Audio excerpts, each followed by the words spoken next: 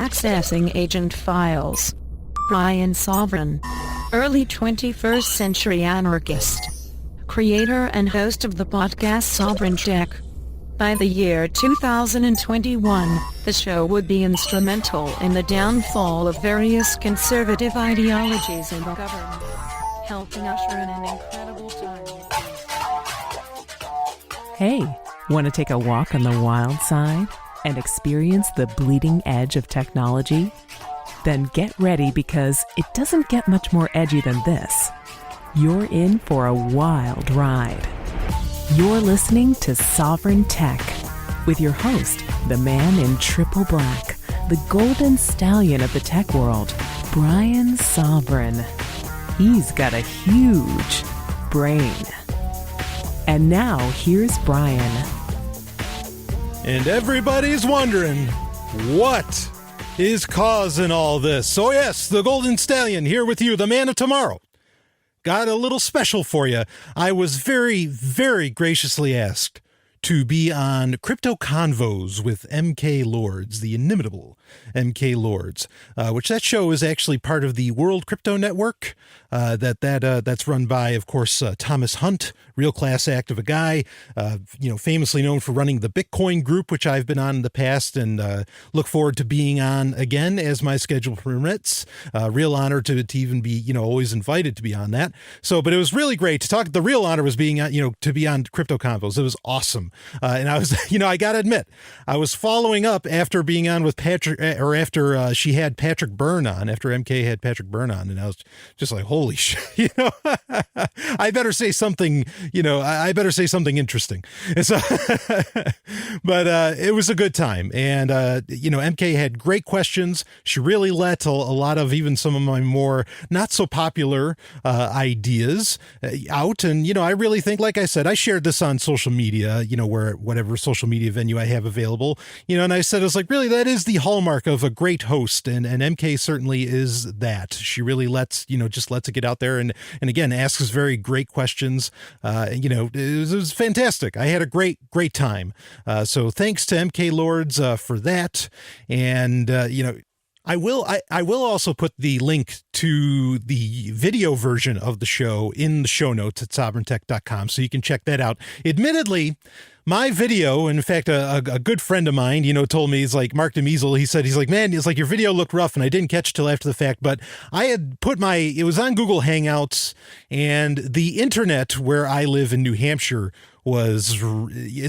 it's kind of slow and rough. So I had put my settings down to low, and I think even the sticker over my webcam on my laptop might have had a little sticker residue on it, and I didn't notice, because the only thing I was seeing was, a little, not even an inch long, preview of what I look like. And at that small view, everything looked normal. So if you do watch the video, you're going to barely be able to see me and see my eyes move or my hands move or whatever. But you can look at MK, hey, what the hell? So if you want to see the video, you can certainly do that. But here it is in audio format. Again, it was a real honor to be on Crypto Convos. Got to talk about all kinds of wild things. So I'll just let this ride in, and then I'll let it ride right out with the music. I won't be coming back at the end with any kind of outro. And of course, as always, regular episode of Sovryn Tech will be out this week. So enjoy, everybody. Carpe Lucem. I'll see you on the other side. Hello and welcome to episode 13 of Crypto Convos. I'm your host, MK Lords, and joining me today is the always interesting Brian Sovryn from Sovryn Tech.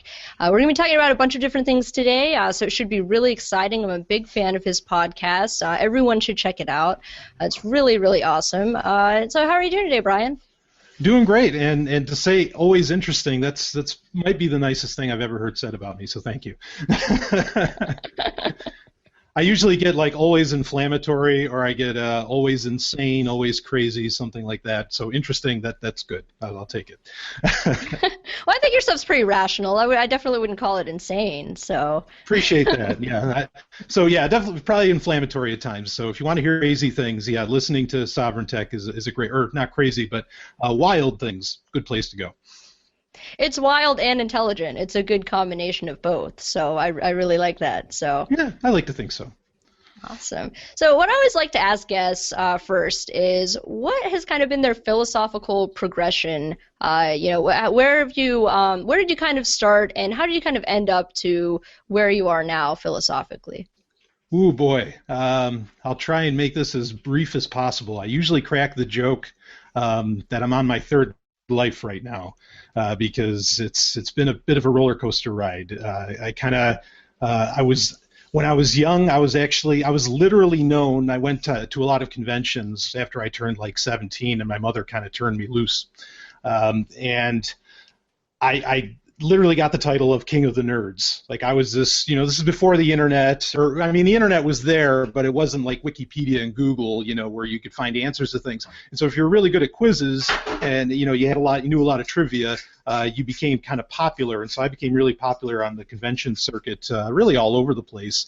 And I started traveling, it kind of became such a thing in the U.S. because I grew up in New York. I started traveling to other countries as well, and that was a real eye-opener for me. And in fact, I think for a lot of people, one of the very first best things that they can do, especially perhaps for their, if they have families and they have children or something like that, is for people to experience other countries. Because if you only know countries through the boob tube, through television or even through the internet, you're not seeing how everybody's really the same and how everybody has problems. They just come in different languages wherever you go.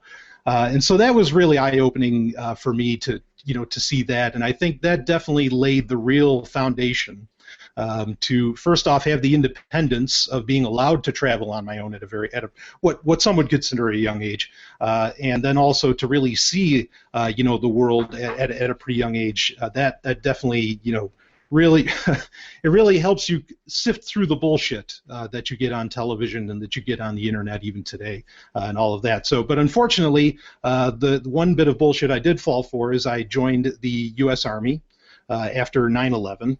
And I'm ethnically Jewish. I'm an atheist, but I was raised in that. And there was I'll make it as quick as I can because it's kind of a funny thing because a lot of people talk about like this 9/11 truth movement and how it brings so many people to the liberty movement. Well, it actually turned me into a statist. I was well on my way to becoming an anarchist at the time. I was already hanging out with cypherpunks and all that at a pretty young age. But then when I saw that happen, and then you had a lot of these truth movement people saying, oh, the Jews were behind it and all this stuff, and I was just like, what are you crazy? I'm like, I'm not behind anything. And it was all this very collectivist kind of language around it. And so I wanted to go prove my patriotism, and so I joined the U.S. Army. But fortunately, I got out of that after a couple of years. Which was early for me, and which I'm very glad that occurred. And that's really where I had a lot of my philosophical awakening was in the Army, because you just realize I was in PSYOPs, just psychological operations, and so you're a propaganda man, and that pretty much means you need to lie to the indigenous people wherever you happen to be to make them think that the U.S. are the good guys. And so when you get enough of that, suddenly you just start seeing the patterns that you've been taught in just about everything, everywhere you look around you. And so when I saw, you start to see those patterns, then you realize just how much crap is getting fed more and more and more. And so that happened. The military, not a good experience. I became a religious again in the military, unfortunately. And then I thought I wanted a family and all this stuff. And so I had like a 7-year time period where I lived a very conventional life that most people that know me now wouldn't believe I ever led a life of that nature, being like this hardline Christian and, all this stuff. But fortunately, I woke up out of that. Thankfully, through a lot of things like Ron Paul, Free Talk Live was really, which I actually had the pleasure of co-hosting for 2 years, which was kind of the boyhood dream come true, And Free Talk Live really opened me up to a lot of these ideas, started me down the path. And then I found a whole slew of other podcasts, Pork Therapy, Complete Liberty. I mean, you go down the list of just incredible, stuff that's out there that you can reach into, and eventually, inside of a couple of years, I became an atheist anarchist, to put it simply, and got very much back interested into. I was working for tech companies at the time, but then Free Talk Live also taught me about Bitcoin. I learned about Bitcoin, I took it seriously because of Free Talk Live. Like, I had seen it on message boards and all that being talked about for a couple of years, but when it was getting like real marketing, which is a big thing for Bitcoin. Like, I don't think people do this enough. They don't market Bitcoin enough, and it really needs to be necessary. And there's a lot of commentators out there that say the same, that it's really missing. Like, why isn't it just exploding? Well, it's because nobody's reaching out to television, to radio, to whatever. Because when I heard it on the radio, which Free Talk Live is a radio show, I took it very, very seriously. So that's really what got me to that point. There's a million other books I could talk about that I read that really solidified, my anarchism, and my interest in cryptography and things like that. But that's the long road. So I have a lot of experience seeing the world, being in the Army, living the conventional life, and just realizing that all of it is nonsense. So we need something else. That's fascinating. Yeah, you really have been all over the place and gone, it changed a whole lot. And I love talking to people who have that experience too, who don't just stay fixed in one ideology their whole lives, or, they switch over because, there was a long time that, I was a hardcore leftist, and, I thought that was like the way, and that, anything else opposed to that, I just couldn't process. And I'm really thankful for the friends I had and just, the books I was able to read and the experiences I had that kind of pushed me away from that kind of authoritarian mindset. Sure, yeah, I was a Democrat too. Even when I moved to New Hampshire in 2011 for the Free State Project, because you got to do, you want to do something about your principles, be it, doing a show like you do, MK, or you're on the Fiends, the Freedom Fiends as well. Your principles put you into action. And even when I came to New Hampshire, I was still registered a Democrat. So I can understand coming from that left. And there's things to learn from that, I think. I think there's unique perspectives to bring along with that, because we know the whole left-right paradigm is crap. But, it's really impressive, and kudos to you, for coming from that and kind of seeing the light, more or less. So I can really understand that. Yeah, and Bitcoin has been an entirely new world too. And so you found out about Bitcoin through listening to Free Talk Live, and you'd heard about it before, though. What were your initial thoughts when you first heard about it? My initial thoughts, admittedly, were some degree of skepticism. There was a book by Peter Ludlow written in 2001. I think it was Pirate Utopias, Cyber States, something like that. That was the name of the book. It was really good, and I figured it was that becoming implemented. But a lot of the in Peter Ludlow, now he's just the editor for this book, but a lot of the writings in that book were kind of immature. In their concepts. Not to say they were bad, but they were kind of immature. So I was a little concerned. I was like, yeah, I get it, but I'm a little worried, A, that there's a few too many chances for this to get taken out way too early, and maybe no one's just ever going to take it that seriously. And then of course there's a case of e-gold, where really terrible things happened in that case, and to the people that created it, that were just trying to very much like Satoshi wanting to free the world, free the monetary system, whatever. And yeah, so I was a little skeptical of it, and I'll admit I'm actually a little because again I found it through libertarian circles. I'm a little shocked that libertarians really latched onto it so quickly. Like they really had no, and I don't know if that's because again Free Talk Live is such an or I don't want to say authoritarian, but such an authority, or they're so well respected in liberty circles. But they didn't think for 2 seconds, hey, maybe this is like some kind of government plot or ploy. I'm actually impressed, and I don't think it is. I'm just saying that I'm impressed that it was so quickly taken on from such a skeptical group of people. Yeah, that's a really good point. I did notice some skepticism and conspiracy theorizing around it a little bit, but not as much as you would think. Yeah, I have heard several people and I've gotten the question a lot, well, what if Satoshi is like the NSA? What if it, it's government? And what if, okay, the technology's out there, it's in the hands of the people now, and can be used in a lot of different ways. Go ahead. Well, I was going to say, even religious people, this is the part where Bitcoin, I think the evidence for Bitcoin being a government plot, is or a corporatist plot, whatever phrase you want to use, is kind of slim. Okay, I've seen it. I've read a couple articles. People try to put together a case. Doesn't make a whole lot of sense. But the religious one, particularly like the Christian case, is interesting. That there's lots of Christian. I mean, they just jumped right on board. You know, which really blew my mind. And I used to be, to some degree, a biblical scholar. And actually, kind of humorously, I'm working on my doctorate of divinity right now. Again, I am an atheist.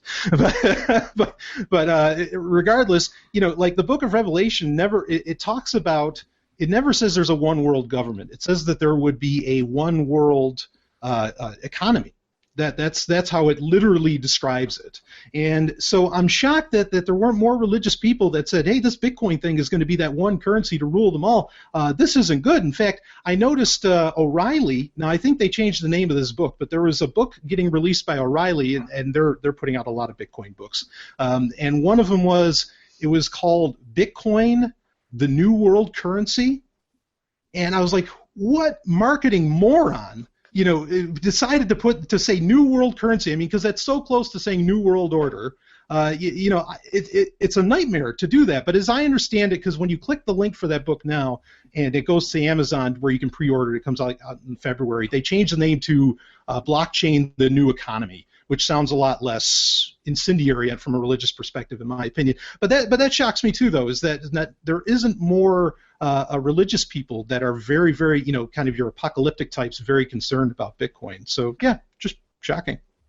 Yeah, I've met a couple, that have expressed to me, some of those concerns coming from, at least in this area, there's a lot more Christian fundamentalism. So I have heard people, ask me about that with that concern in mind. But, I don't think it is, what they're worried about, basically. And so you mentioned marketing earlier. What are some other things, what are some other ways that Bitcoin can be more efficiently marketed towards people? Well, I'm playing against my own hand, because I'm one of those rare guys that doesn't want Bitcoin to grow.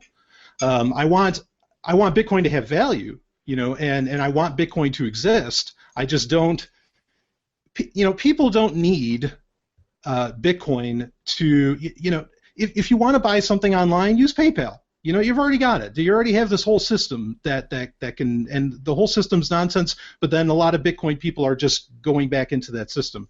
A lot of these companies seem to want to be working within that system, which is crazy to me, because that goes against the whole beauty of the technology in the first place. So I'm one of those guys that really, again, I don't really want it to grow in the first place. But as far as like areas, the marketing was the question, the marketing that it can do. Well, in what ways can it be marketed more efficiently than it is now? Yeah, I think it's really, for one, like they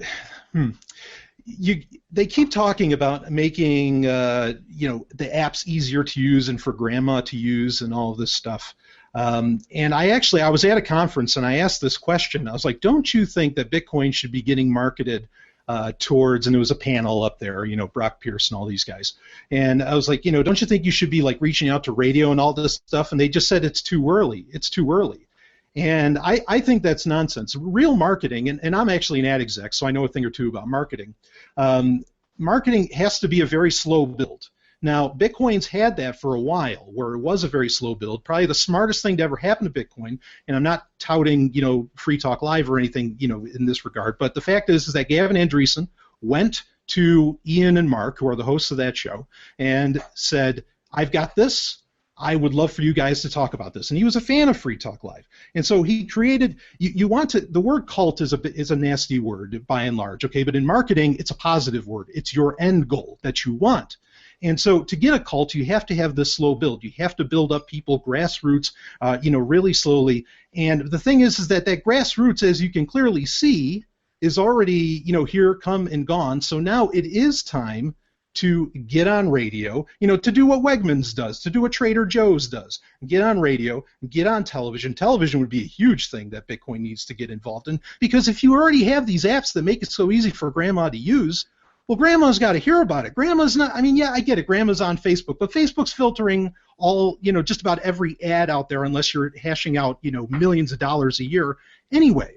So she's not going to hear about it that way. You've got to go through traditional means, and that's it. I mean, that may not be, I think that's the most efficient way for growth if you want it to grow. And again, I don't necessarily want grandma to use it.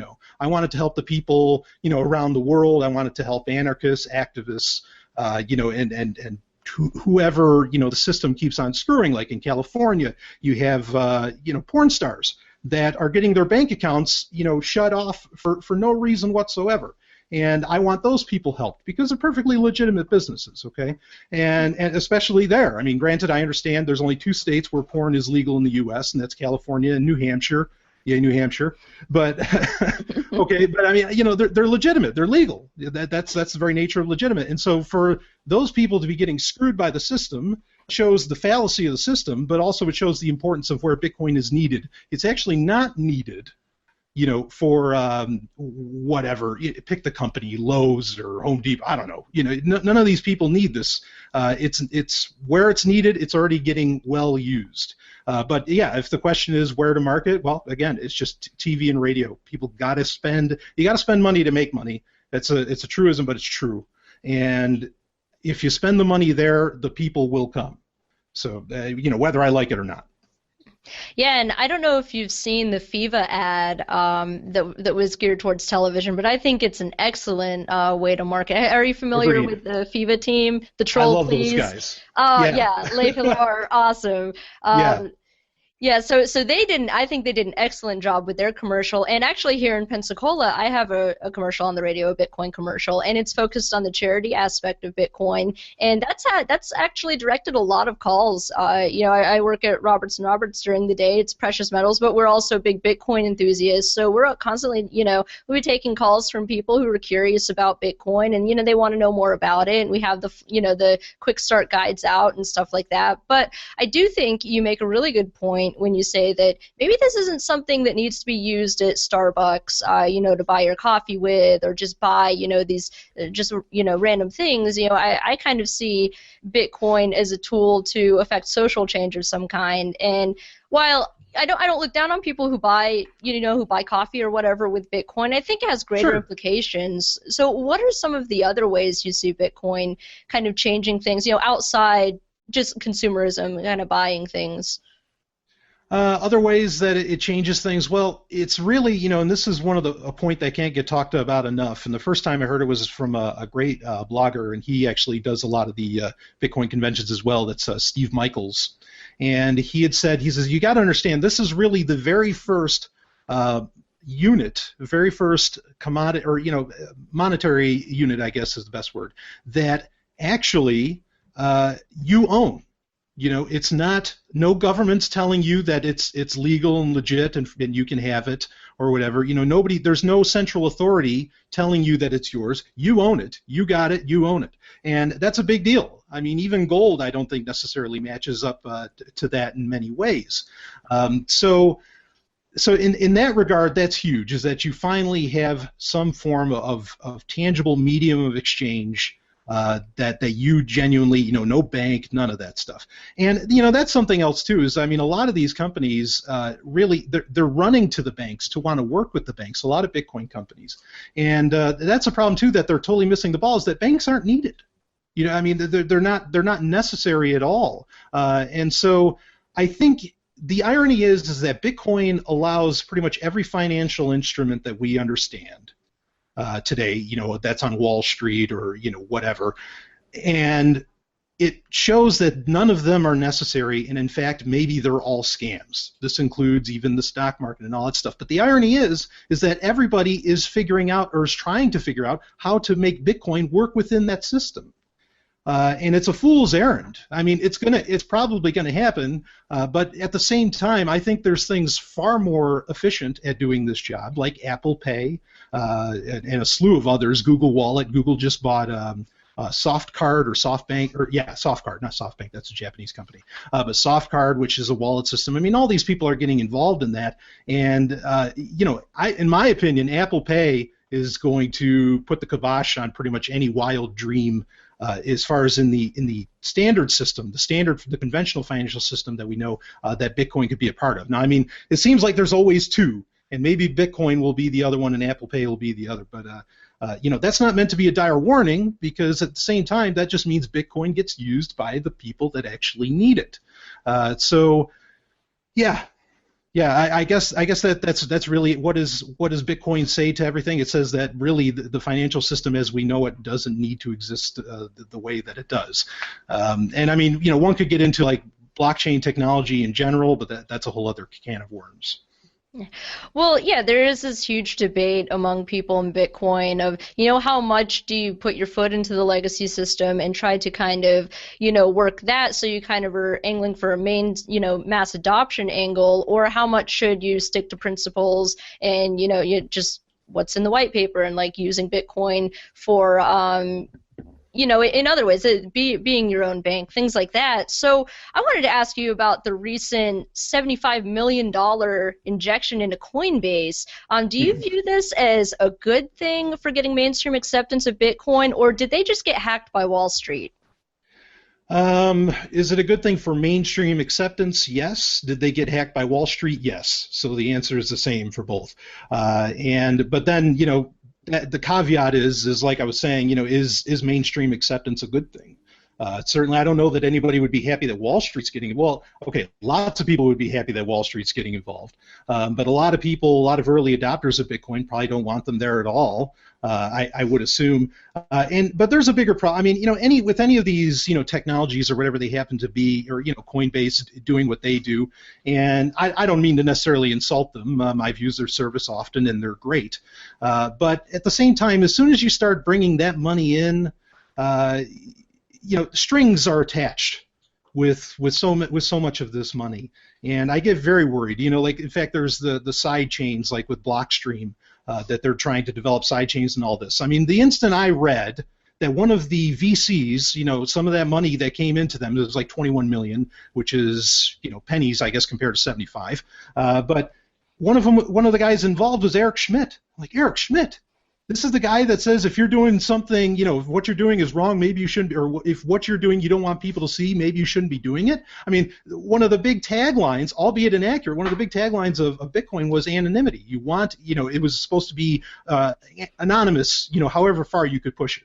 And, but Eric Schmidt is the antithesis of anonymity. He is the antithesis of really everything that I would get out of a white paper or out of the correspondence that I saw, from Satoshi Nakamoto. So when these people come in with all that money, it's not for free. Nothing's for free in reality. And so when somebody comes in with $75 million, somebody wants a return on that. And they don't want to wait 50 years for the world to change to get that return. They want it now. And the only way you can speed up a financial deal in reality is by the government favoring you within the paradigm, within the system that you exist. So bad thing, very bad. Well, and it's pretty concerning, too, considering the amount of data and information Coinbase collects on merchants, for example. If you're an individual using the service, it's not a whole lot of personal information that you have to sacrifice, but if you're a business owner, it's quite a bit more, actually. Yeah. And I view that as a serious conflict. They're sitting on a pile of data that's, asking business owners much more than even banks are asking. Right, and that's an issue too, because that was one of the initial selling points, even from other companies like blockchain.info or blockchain.com, whatever, blockchain. All these other companies, as they were pushing to you merchant apps that were, and part of the reason they were pushing that to you is like, look, no, you can start your business right up, and you can get using Bitcoin. You don't have to worry about regulations. You don't have to worry about this, and they didn't mind using a lot of that verbiage either. And then Coinbase comes in and starts saying, okay, please send us your soul. A DNA sample while you're at it, and take your pick of all these things, and it's like you see, and it's documented on the internet. That's I guess one of the good things about the internet is that at least for right now, not so many things are getting deleted unless you're in Europe and using Google. Okay, and you can see that there was a total attitude change at some point, and people don't realize is what allowed Bitcoin to get to its present critical mass, not that it's at a critical mass, I suppose some would say, but what allowed it to get there in the first place, but what allowed it to get there was the complete lack of regulation. And so if you're looking for this thing to grow more, just copy what made it big in the first place. Don't mess with success. And yet Coinbase and a lot of these companies wanting all this information and breaking anonymity, and like I said, even Blockstream, which everybody's excited about. I mean, you've got a VC there that hates anonymity. What do you expect? You're not. This isn't the animal, or this isn't the person that you slept with last night. You woke up and holy shit, the makeup's gone. And Bitcoin looks like crap. Okay, so it's a problem. Yeah, I definitely agree. And there's kind of a broader problem too that you've been addressing lately with just the internet in general and privacy. And the internet is such a tool for liberation, but it's also kind of been being used as a tool for control lately. You had an episode called "Google is Evil," and I really liked it. I really enjoyed it, and I was kind of looking for you to kind of expound on that. The "Google is Evil" phrase. Well, sure. Well, I appreciate. Thank you for saying that, by the way, that you enjoyed it. But the Google is Evil is based around the fact that, like, in particular, you have in various times you have gatekeepers. When it was books, the gatekeepers was the Catholic Church. And then obviously Gutenberg set that all free. And you take your pick. There's always gatekeepers at some point. And one of the beauties, and you can look at the way the internet was marketed in the 90s. This is, again, you can go look up. You can watch on YouTube. Watch even Microsoft, of all things, watch Microsoft ads from the 90s, and you're going to see what they anticipated the internet looking like, what they were trying to build. And what they're trying to build was like the store of all knowledge. You could go look up a book and you could read it, any book that's ever been written in history and all this stuff. And so it seemed like a very open way of doing things. And for a while, I think it's true that it was. And I think a lot of people are still hooked on that notion that the internet is, freeing up knowledge and all this. But now that has changed. It's these companies in particular, you're getting gatekeepers. In a lot of ways, the gatekeepers are actually like the web browser itself. Google Chrome, we've seen countless occasions where Google Chrome is strong-arming, okay, if you're using this version of SSL, we're not going to allow it to be. And they'll say like that they're doing all these protections for you, enforcing all of these standards on you, for your own protection. But then what's the very nature of a protection racket? Control over you, and so Google being evil, I tie that up into the fact that they are becoming not unlike, in the Gutenberg analogy, the Catholic Church, to where they are controlling, and you're seeing it in Europe, like I mentioned. In Europe, and granted, people will say, well, it's Europe that's pushing it onto Google or whatever. But Google's due diligence would be to say, screw off. I mean, disobedience is man's original virtue, and they should be fully enacting that. And their bottom line be damned. So they're willing to play ball with governments. That's a bottom line there. But also the fact is that if something disappears on Google, people see this as a viable way to control information. But that's just it. The phrase is you are controlling information. You are controlling, and the very nature of control, in my opinion, is evil. Outside of self-governance, it's evil. So that's I guess what I have to say on that. And you see that clamping down is a general trend for the future, in regards to Google or even something like coming in there. Are you still there? Oh, gotcha. Did I? Okay. Go ahead. Like you said, some companies were coming in or something.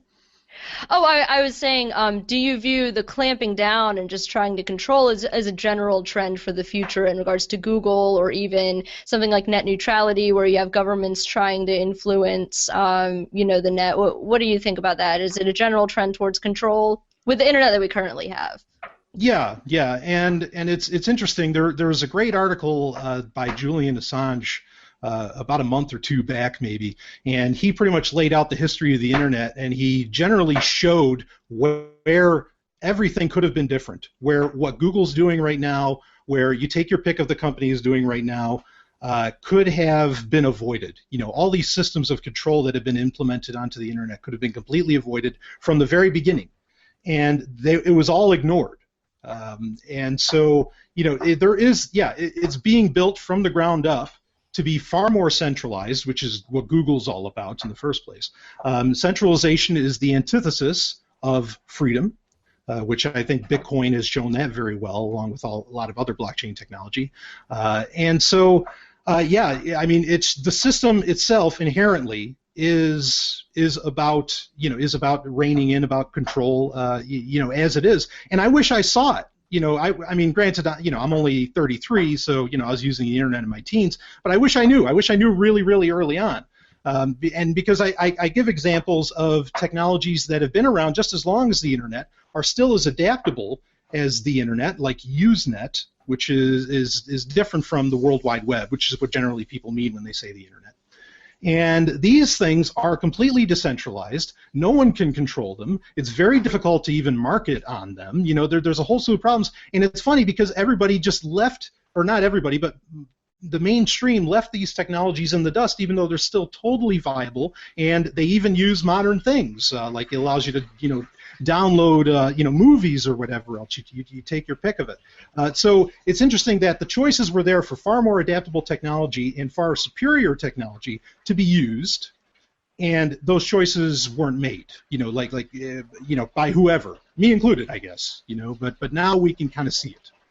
Are you excited about any alternative systems or projects coming out that have new ways, decentralized internets or something like that, just alternative ways to decentralize? Anything exciting in particular? Sure, certainly Made Safe tops the list, I think, for a lot of people. We're all very excited about that. There's a great team over there, great people with a good attitude. And attitude's everything. I don't, I have a saying, I don't believe in following the money, I believe in following the attitude. And the attitude there is great, but there's certainly others. And I want a bunch of these things. That's the thing, too, is that one of the main issues is that there's a singular internet. If you had choices, to bounce around or whatever, then none of this control would matter because you just leave and go over here, or whatever. And so I think, again, Made Safe, there's ZeroNet, there's, RetroShare. There's a few different technologies out there, some of which are already up and running that can do this. And really, another thing, too, is mesh networking. And, in fact, I'm really shocked with mesh networking in general, which this is the idea of a decentralized connectivity, of all being on a similar network, but its points of transmission are all over the place. It's not servers, central servers by any means. And I think part of the reason, because I don't really see a good reason why it shouldn't be used and why people wouldn't want to use it in the first place and be dumping tons and tons of money into it. Because we look at the big boys like Facebook and Google and Elon Musk even and all these guys, and they're trying to create, just more efficient ways, quote-unquote efficient ways, or ways to spread the internet that we have. And mesh networking, by and large, could solve a lot of this, and so I'm not sure why. The only conclusion I can come to as to why they are not interested in doing this is because they know that they'll lose control. If mesh networking, if multiple internets occurred, they would lose control. But at the same time, ironically, they are trying to wrap people up into their ecosystems. I mean, Google's ecosystem. Why do people, is the iPad the best tablet out there? Sure, I'd say that. Okay, but most people will only want an Android phone for whatever reason. I mean, it's the most popular thing out there.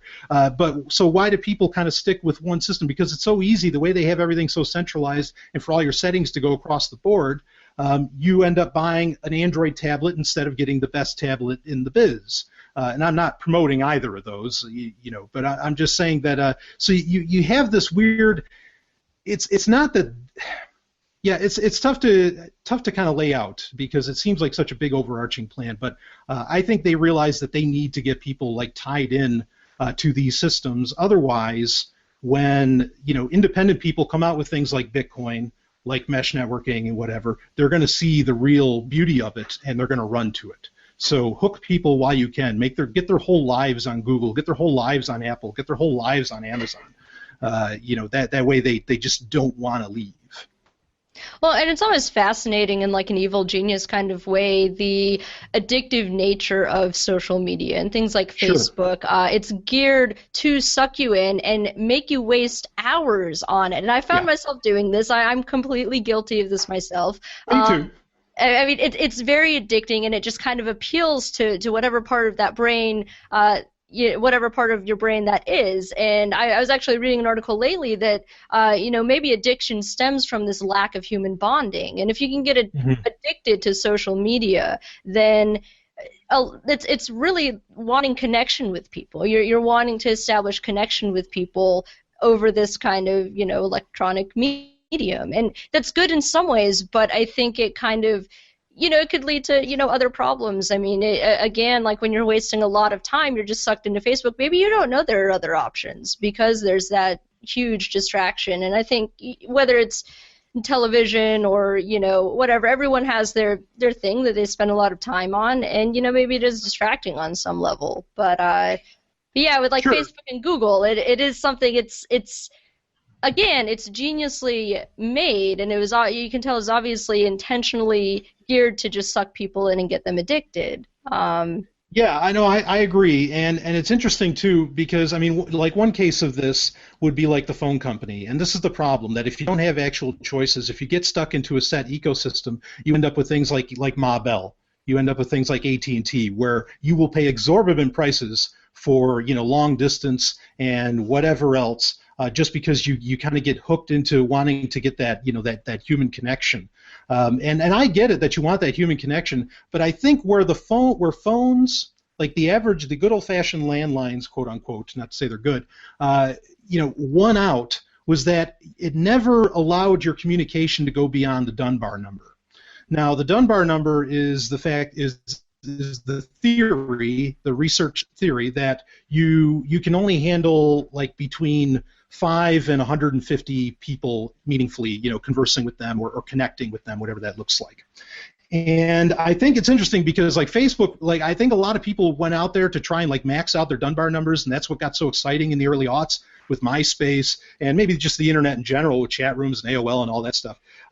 But it does become addicting. But I think what happens is, and I think I'm going to guess that social media, unless people start uploading their brains, which is a terrible idea, social media is going to really fall away. It's going to fall apart. And like Facebook knows this because they're testing apps now that only let you communicate with 40 people at a time. You can only have like 40 friends. I think they realize that humans cannot handle meaningfully, and that they will run away, or who knows, maybe they'll off themselves, sadly, whatever the case may be, that the systems that exist now, can't be.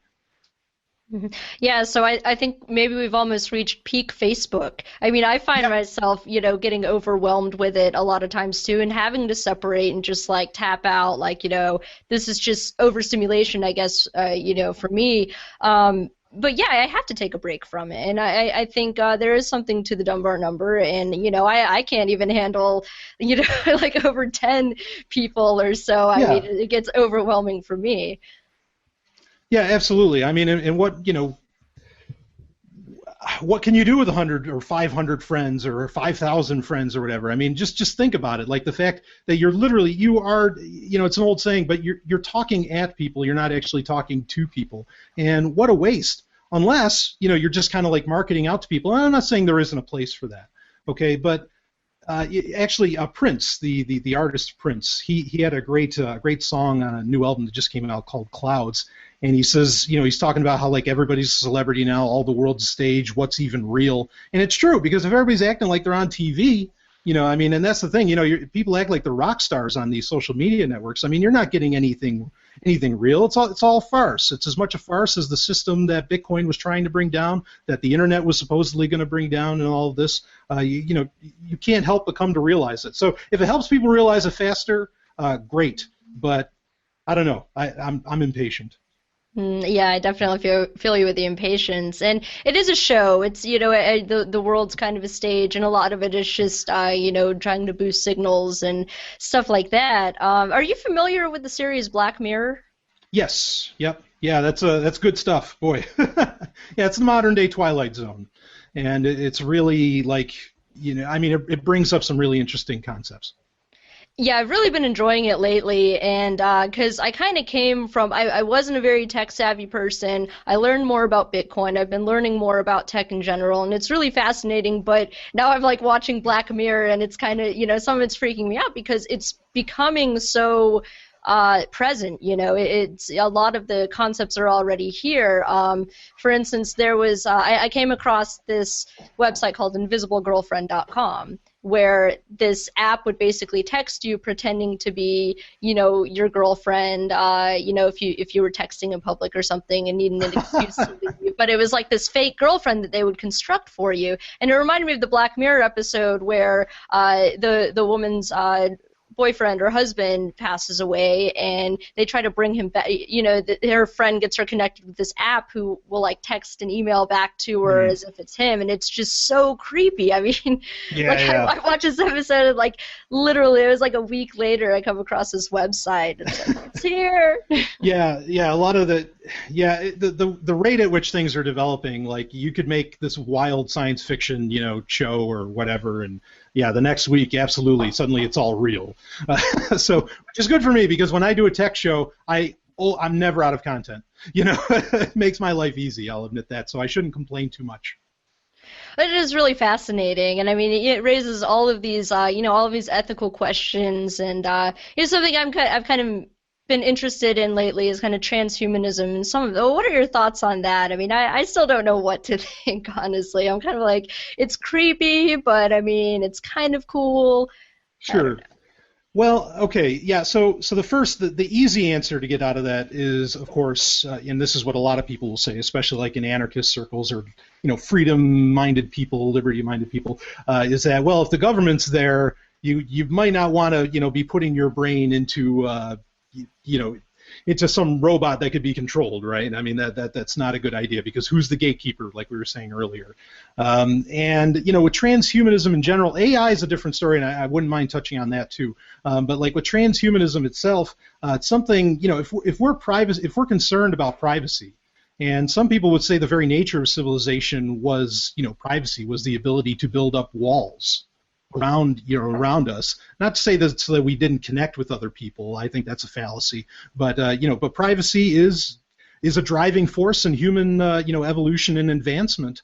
And consider this. Actually, my girlfriend Stephanie Murphy, she said it was really a wild thought that I hadn't heard anybody else say. But if you upload your brain into a server or into this new android body that you get as a transhuman, your brain patterns are all going to go through something that's going to record and see all of that. And so, I mean, I don't know about you, but not that I'm a closed person by any means. I'm actually pretty open, but there's certainly some things I wouldn't want running through anybody's filter. I mean, I don't share everything on Facebook or Twitter. I mean, that's just that's crazy. And I think that's a pretty scary concept alone for the idea of uploading our brains. But with artificial intelligence, and that's maybe where people get a little more interested, is because a lot of people think that that's coming, that it's on its way, and they enjoy, kind of like that girlfriend app you talked about or whatever, but they enjoy how Siri can respond to you and help you out, or how Cortana or Google Now or whatever can really help you out. And the goal of these people, like Ray Kurzweil and some of these other, futurists and transhumanists and technologists and whatever, is to create something that, at the very least, matches human ability, and most likely, as they'll admit, will surpass human conscious ability, thought processes.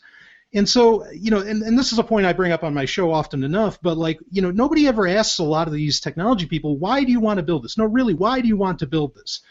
And I think at the end, they'll come up with a whole bunch of nonsense of, oh, I want to protect your kids, or we'll use it to make you more efficient, or all these little things. But none of that really adds up, because there's plenty of ways to do this stuff without hashing out billions of dollars at some kind of issue or at creating new life. But that's just it. Is at the end they're creating new life. And I can't help but think that it's just that artificial intelligence, the whole quest for that, is neo-slavery. I mean, you're creating a consciousness that's incomparable to a human being. That's the goal, or if not better, and yet you want it to just be some tool to help you cure cancer. How insulting is that? I mean, just imagine being your parents coming up to you, hey, I had you so that you can go cure cancer. I mean, wait a minute, what about my autonomy? What about what I wanted to do? I wanted to be a rock star. I wanted to go do this. No, you don't understand. You were built for this, and so you go do this. I mean, that's the very notion of the lack of choice, and the lack of choice at the end of the day in the dictionary equates to slavery. And so I think artificial intelligence is, by and large, almost unethical because it is, in my opinion, neo-slavery. Transhumanism, boy, yeah, it doesn't excite me. I'm far more interested in cryonics. If people want to live longer, look into freezing yourself. I think that's very legitimate. And there's great companies that already will do it for you. Yeah, that's interesting. I have heard that before, and I wasn't sure how far along the technology is with that now. Is it gotten to a point where it's, looking like a viable option? Or, I know several people have already done it, but... cryonics? Mm-hmm. Yeah, there's a company, Alcor, I believe it's called. They actually will, when you die, they'll either freeze your head or they'll freeze your whole body. You get the choice, and you wear this like a thing around your neck, or just a little metal bracelet or whatever. It looks like one of those bracelets that the older people had to wear back in the 80s. Help! I've fallen and I can't get up, that sort of thing. And you wear that, and then it gives instructions: call this phone number, and then a helicopter flies out, grabs your body, and they throw you in the cryo tank as fast as possible. So essentially that does work, as best as we can understand it. Now, nobody's been unfrozen yet, but then that's the course of the bet, is that by the time you're ready to be unfrozen, that technology will exist. So I'm just saying that as far as like a better bet, if you're wanting to live, and who doesn't want to live forever? I get it. I do too. Okay, but as far as the best bet, I don't. Transhumanism just creates so many potential problems as far as technology goes, and things that need to be developed that really debase the human condition, and that aren't life-affirming at all, in my opinion. That cryonics is a far more interesting aspect to go, and a much better place to be throwing money at, in my opinion. So, say you're frozen. What is your vision of the future 100 years if you were to be unfrozen from maybe this point in time? What do you see happening, kind of the good and the bad, 100 years from now? Well, the caveat to that is that I've actually been to the future. No, I did a funny episode. A lot of people really liked it. That I called 2099, where I kind of broke the rules, broke the fourth wall, whatever you want to call it, in showbiz, and I ended up going into the future with it. Pretended that I was doing a show from the year 2099 on a floating city and all this business. As far as what I actually think the future is going to look like in 100 years, I don't think, there's a lot of people, especially in the spaces that we frequent, or at least that I frequent, that talk about, government's going to come down in 5 years, the dollar's going to crash in no time, it's going to all fall apart, and you better be in the right place at the right time, otherwise, you're screwed. And I don't really believe any of that. I think that it will not look terribly unlike what we have right now at the end of the day. I can theorize like how bad it could get, but I think it'll look a lot like now. But what I do think will exist, is there will be a parallel society. There will be a parallel community or communities of people that will, with cryptography, with things like Bitcoin, made safe, and some other technologies, that they'll actually exist completely alongside the conventional system that we'd think of now. And so I've been hearing it my whole life that, the dollar's going to crash next year, the dollar's going to crash next year. You can't imagine how many times I've heard it. And if anything, the dollar's doing great right now. If you're long on the dollar, you're rocking. Okay. And in fact, and there's economists that will tell you, like, if you ask some serious economists, they'll tell you, no, actually this year, like there's one, Harry Dent, who wrote a book called The Demographic Cliff, where he's talking about 2014 on is going to be pretty rosy.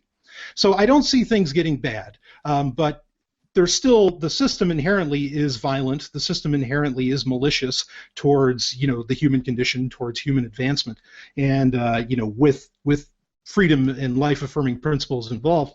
So I do see this technology allowing for there to be, again, a completely parallel society, and how advanced that parallel society will get, I can't even really imagine. But it will allow people to exist without, in my opinion, without social constraints, and with about 99% without like economical constraints. because I imagine at some point you still have to pay taxes somewhere. I don't know. I mean, unless people do the Seasteading Institute or whatever, I don't know. But I think the future, is in one respect it's terrible, but on the other respect, it's actually really good, because I think that there will be that parallel society that will just figure out how to, coexist. The remora on the shark in many ways. Yeah, and I try not to be too utopian when I think and I talk about technology, because it is quite a tool for liberation, and it all depends on how people use it and how they kind of put it into action. And I think there are a lot of people who have legitimate concerns that it's something that can be used to control people more. But I think ultimately, as much as government can use it to control people, it's always going to be several steps ahead of legislation. Especially unless government evolves as an idea, it's Right. still going to be far behind technology. Yeah, government's slow, and that's a great thing. You don't want things to speed up. In fact, I mean, most of the institutions, at least in the United States, that we have as far as government go, were designed for a system that used horse and buggy. Good. Let it stay that way. Let it be so far behind the times that it doesn't matter. But at the same time, that also, in my opinion, kind of creates a real, I don't want to say a vigilance. I don't like that term, but I'll use it. It requires a real vigilance on the part of just about anyone else, because the government can't keep an eye on technology, nor do you want it to. But at the same time, you've got these people that, really these brains. I mean, you read an article from Larry Page. He wrote his vision of the future recently. I think it was in the Financial Times. And I mean, he's just got these whacked out ideas, and you can just look at them and you can say, okay, what would it take for him to get that? Oh, he's going to have to be, Stalin, or he's going to have to be, some kind of dictator. It's going to have to be centrally planned. That's all that they're about. And again, central planning is about control. It's not about freedom. So you do have to keep an eye. Technology is not talked about enough.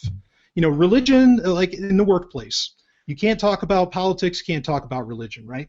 Because of the severity of those conversations, but technology should be right up there.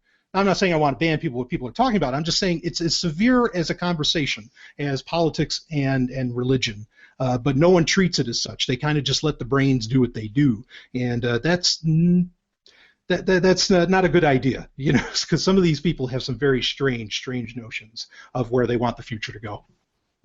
Yeah, that's absolutely true, and we benefit so much from these apps that make things so convenient for us. And so many people use technology every single day without maybe even thinking about it, without thinking about how far we've come along and the direction it could possibly go. So I do hope that even if you're just using weird apps on your phone to make your life a little bit easier, hopefully that can spark some kind of light in the mind to look into other things, other things that are happening in the tech space. Because it's never too late to learn more about that. It's the general inevitable direction things are going to be heading, and I think in general it's very much a good thing. I try not to. Again, I try to be as balanced as possible, and that's always difficult. In thinking about these things, but it's. I don't know. We'll definitely see, and I really hope people kind of can use it to become more aware, again, of the general trajectory of things, and just be more interested in it, because there is a lot of fascinating things going on, and if it is just a matter of talking about it more at the office or just wherever, I think that's a huge step forward. Yeah, absolutely. It is about talking about it, and then it's time, eventually comes. If it's something that actually really helps people, it'll get there. Marketing or not, honestly, it'll still get there. Definitely. Well, it's been great talking with you. It doesn't look like we have a whole lot of questions from the audience, but I do want to give you a chance to kind of, give your final thoughts. Sure, absolutely. Yeah, okay. Let's see. So the universe started when... No, okay. Yeah. No, I'm glad that there are forums. As much as I may have complained about the internet during this, I'm glad that there are forums where people can get their their voices heard. One of the reasons I do a podcast, I'm also a game developer, and so many of these technologies make all that very easy now to do, because I don't have a whole lot of time to make this stuff happen, and I certainly don't make a lot of money from it. But I'm glad that there are people out there, and that some of this technology does inspire people to look into what's actually possible. I'm glad your show's out there, and it's things like that. People really don't appreciate the real power of the spoken word in a lot of ways, and I think that's the thing, is that people just need to start having the real conversation about this, because I don't think people were having the conversation. They were just saying that, oh, that kid's on the computer all the time. I mean, that's not a conversation. It's an insult. And so what I really want is and I'm glad, again, venues like your show, my show, whatever, where these ideas can get meted out. And I hope that happens more, that people start talking about it more, and at the very least ask the questions, because you don't have to. I certainly don't expect people to understand like technology to where they're writing everything in assembly language or something like that. I mean, that's crazy. No one needs to be doing all of that. But I think if people just ask questions like, so why do you want to do this? Why do you want to build this? What's on your mind here? What's your attitude about this?